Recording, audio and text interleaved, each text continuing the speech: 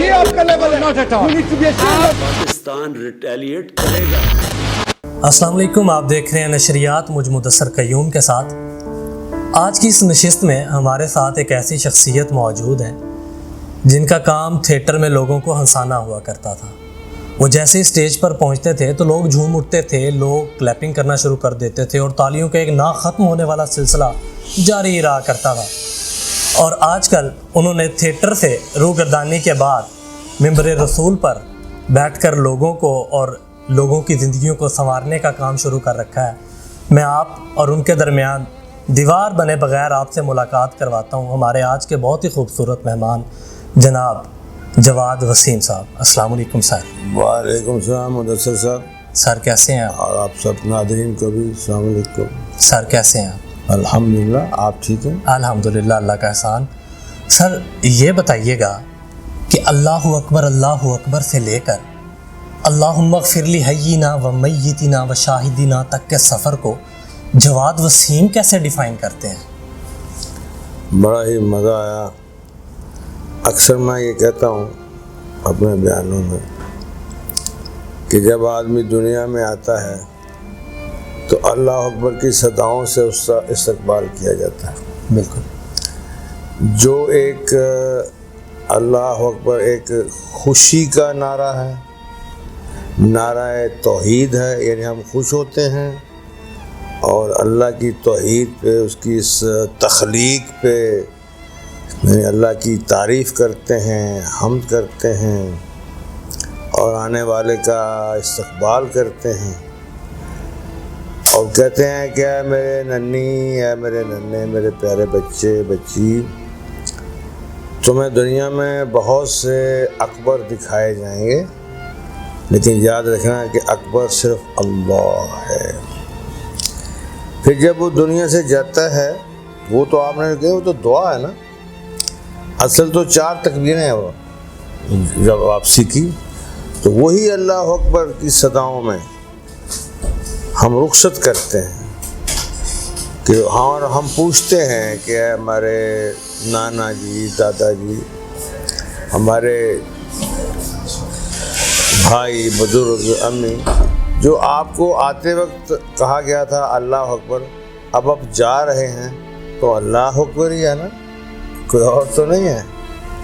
تو آتے وقت بھی اللہ اکبر کی خوبصورت صداؤں میں یہ استقبالیہ ہوتا ہے اور الوداع بھی اللہ اکبر کی صداؤں میں ہوتا ہے.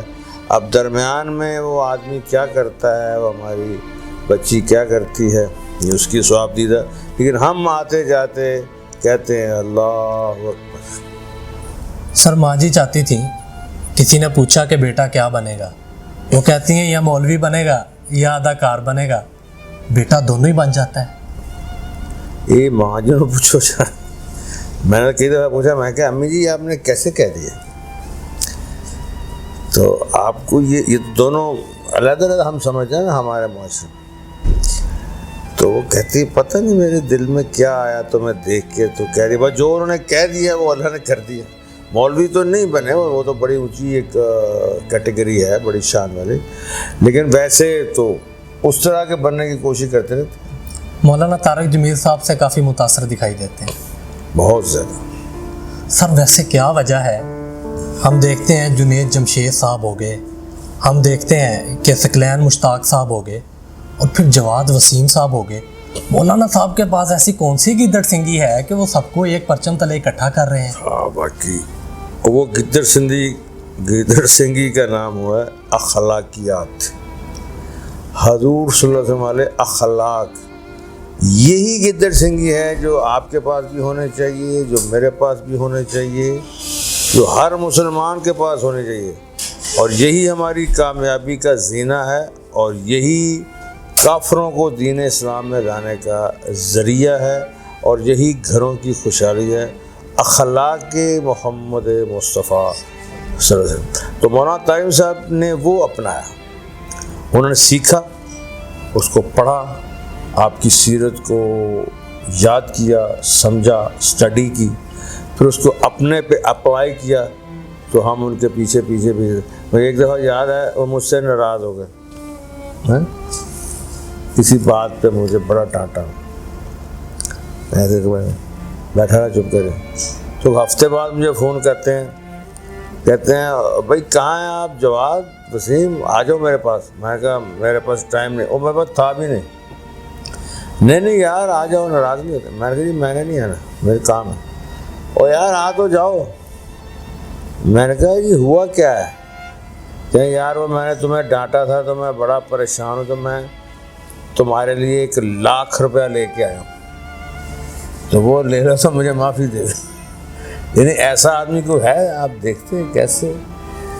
یعنی کہ پھر ایک مجھے اچھی طرح یاد ہے کہ ہماری اداکارہ تھی ارم حسن، ان کا نکاح کا وعدہ کیا تھا، تو نکاح پہ وہ نہیں پہنچ سکے، تو اتنے پریشان ہوئے.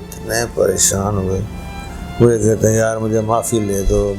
میں کہ کوئی بات نہیں آیا تو کیا ہوا؟ نہیں یار مجھے بہت شرم آ رہی ہے. تو میں لے کے گیا تو ان کا میری 2 بہنیں، آج سے تیسری بہن تم ہو. میں نے ان کو بھی 1,00,000 روپے شادی پہ دیا تھا، یہ میری طرف سے 1,00,000 قبول فرما. یعنی ایسا آدمی جو ذرا سی بات پہ ایسا یعنی دل برداشتہ ہو جاتا ہے کہ کسی کو میرے سے کیوں یہ اس کا دل دکھا. تو بتاؤ ایسے آدمی سے متاثر نہ ہو تو کیا کریں؟ سر میں یہ سمجھتا ہوں کہ ایک امام، ایک جسے ہم عرف عام میں مولوی کہتے ہیں، اس کے اخلاق اگر بہتر ہوں تو وہ بے دین لوگوں کو بھی دین کی طرف لے آتا ہے. بے دین سے میرے مراد وہ لوگ جنہوں نے ہمارے پیارے نبی محترم صلی اللہ علیہ وسلم کا کلمہ ابھی تک نہیں پڑھا، وہ اخلاق ان لوگوں کو بھی دائرہ اسلام میں شامل کر دیتے ہیں. No doubt. اور اسی امام یا مولوی کا وہ اخلاق ہی ہوتا ہے جو بعض مسلمانوں کو دین سے دوری پر بھی مجبور کر دیتا ہے. صحیح، نو آپ ڈاؤٹ. بھی ایسا ہی سوچتے ہیں؟ یہ تو بات میں دو رائے ہے ہی نہیں، یہ ہے ہی نہیں. آپ نے صحیح کہہ دیا، یہ ہے ہی بات صحیح کہ ہمارا یہی صرف مولوی صاحب ہی نہیں بلکہ میرے بد اخلاقی سے بھی جو ابھی اسلام میں داخل وہ دور چلا جائے گا. بلکہ یہ بھی ہو سکتا ہے نعوذ باللہ جو ابھی کچا مسلمان ہوتا ہے وہ بھی متنفر ہو سکتا ہے کہ یار یہ کیا کر رہے ہیں، ہم تو ان سے بڑا ایکسپیکٹیشن کرتے تھے، یہ کیا ہو گیا. تو آپ نے بالکل صحیح کہا، اس میں کوئی تفصیل نہیں ہے. سر آپ ایک شخص کے پہلو میں بیٹھتے ہیں، آپ ان سے کہتے ہیں کہ تیرا منہ ویکھیے تے رونا آ جاندہ ہے، تیریاں گلاں سنیے تے ہاسا آ جاندہ ہے. آپ کو یاد ہے آپ نے کس سے کہا تھا؟ امان اللہ کا. سر امان اللہ مرحوم صاحب کو آپ نے کیسا انسان پایا؟ امان اللہ صاحب سے 79 سے لے کر 2020 تک ہم کٹھے رہے. کتنے سال ہوتے؟ 40 سال بنتے ہیں تقریباً 41. جی بالکل. تو کٹھے رہے اور اکٹھے ہم نے حج کیا، اکٹھے ہم نے یورپ کے سفر کیے، انگلینڈ کے سفر کیے، دبئی کے سفر کیے. مولانا صاحب جیسا پیارا بھولا بھالا معصوم اور دل کا چڑیا جیسا دل، نرم ملائم، میں نے نہیں دیکھا. ایسا کہ کسی کی بات کا برا مانتے ہی نہیں تھے وہ، اور خود کبھی ایسی بات نہیں کی جیسے کسی کا دل دکھ جائے. معصوم، پولائٹ. اور تھیٹر پہ جتنا وہ تیز ہوتا ہے نیچے جا کے اتنا ہی وہ عاجز اور اتنا ہی وہ یعنی کام آنے والا. کہ اس کو کام بتا دیتے تھے نا تو اس کی نیند اڑ جاتی تھی. بہت شریف النفس انسان تھے. سر 79 میں وہ سال اتنا زرخیز تھیٹر کے لیے کیوں تھا کہ مستانہ صاحب کو لے لیں، مان اللہ صاحب دیکھ لیں، شوقی خان، جواد وسیم، سارے اسی سال میں تھیٹر جوائن کر جاتے ہیں. یہ صحیح. یعنی آپ خاصا پڑھ کے میرے ساتھ بات کر رہے ہیں. خاصی سر میں آپ کو بہت دیر سے سنتا ہوں، دیکھتا ہوں، میں آپ کا مداح ہوں. اللہ آپ کو زندگی دے، صحت دے، کامیاب کرے. تو اصل میں وجہ کیا ہے کہ 79 میں الحمرا تھیٹر ری اوپن ہوا تھا. میں 75 سے اس فیلڈ میں، لیکن 77-78 میں الحمرا ہلکا شروع ہو گیا تھا، یعنی ڈرامے شروع ہو گیا تھا. 79 میں پھر بہت کمرشل تھیٹر شروع ہو گیا جس میں امان اللہ صاحب کی انٹری ہوئی.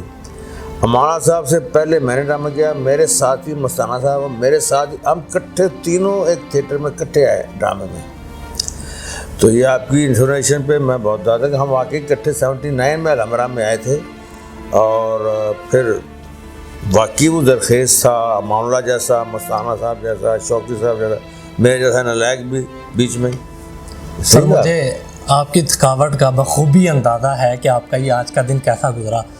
میں کوشش کروں گا 2-3 مختصر سے سوالات پوچھوں اور پھر آپ سے اجازت چاہیں گے. سر آج آپ جس جگہ پر بیٹھے ہیں, 2-3 دن پہلے ایک حادثہ ٹرینوں کا پیش آتا ہے سندھ میں, ٹرین الٹ جاتی ہے, کافی ہمارے لوگ شہید ہو جاتے ہیں.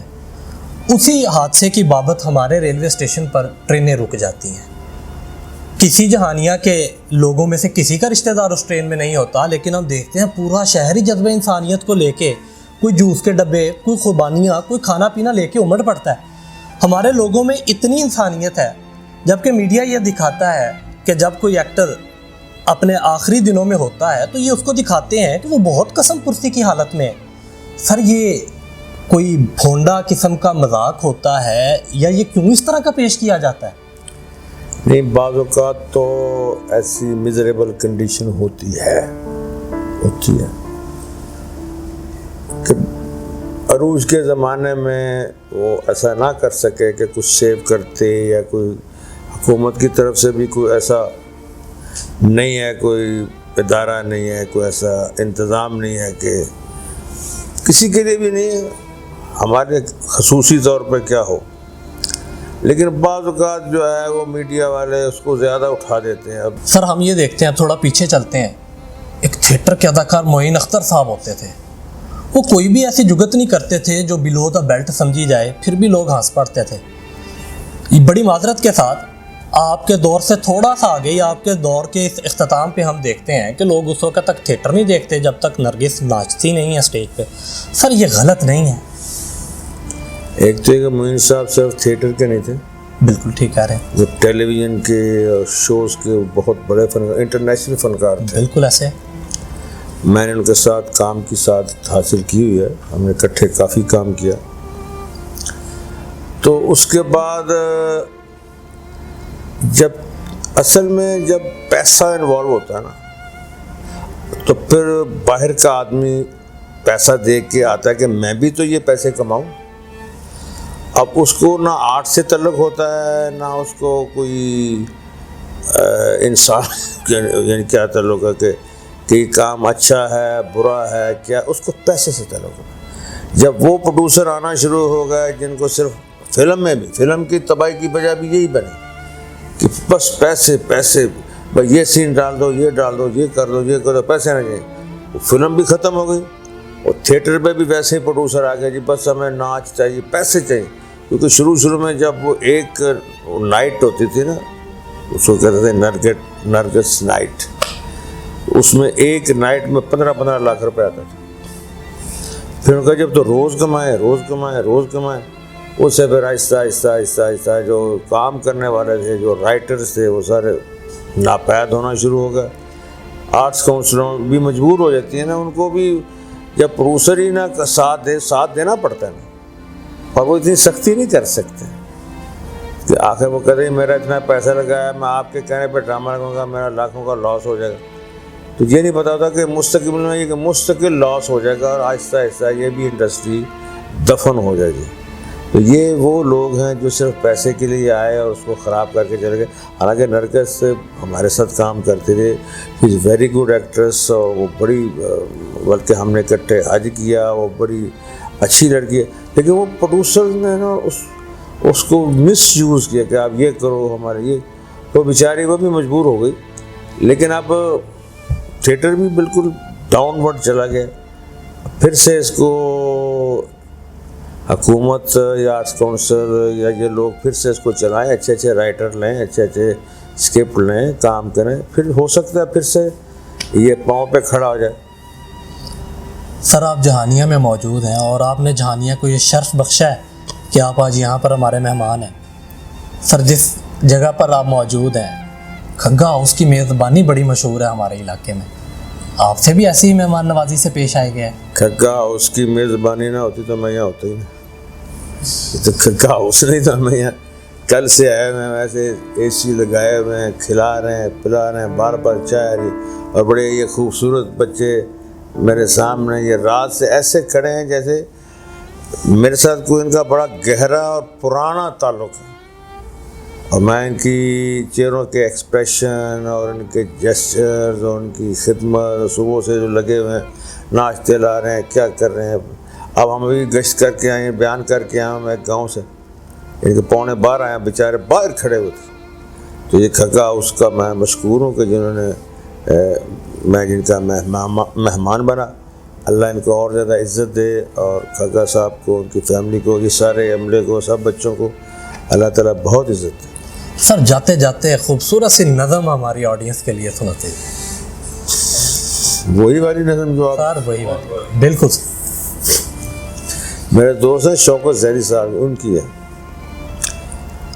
ایک ہی بپتا پہ گئی، ایک ہی ہو گیا بیٹھے بیٹھے، آئی تریلی ہو گیا دورا پانی منگ دے منگ دے، سنیا سیول پجے لوکی، یعنی ڈاکٹر، سنیا سیول پجے لوکی، ہو کر دے میں حیران جا رہ گیا، چرنا لگا مردے مردے. ایک دم مر بھی گیا ہے، ہویا کی ہے. میں تے بڑے پلان سن میرے، اب ختم.